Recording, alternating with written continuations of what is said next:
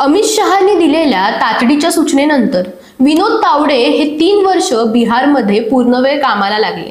भाजपच्या ऐतिहासिक कामगिरीत त्यांच्या रणनीतीची निर्णायक भूमिका होती।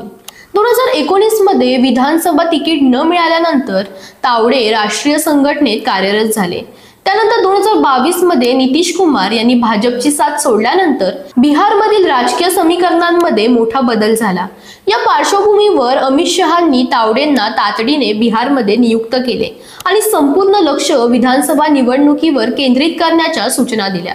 तावडेंनी गेली 3 वर्षे बिहारमध्ये संघटन बांधणी, स्थानिक नेत्यांशी संवाद, जिल्हानिहाय राजकीय अभ्यास, जातीय समीकरणाचा आढावा आणि उमेदवार निवड या महत्त्वाच्या बाबींवर काम केले। पक्षाचा जाहीरनामा तयार करण्यापासून ते स्थानिक स्तरावरील बूथ व्यवस्थापनापर्यंत अनेक महत्त्वाच्या प्रक्रियांमध्ये त्यांनी भूमिका बजावली। या सर्व प्रयत्नांचा परिणाम म्हणून भाजपने 89 जागांसह पहिल्यांदाच बिहारमध्ये सर्वात मोठ्या पक्षाचा मान मिळवला।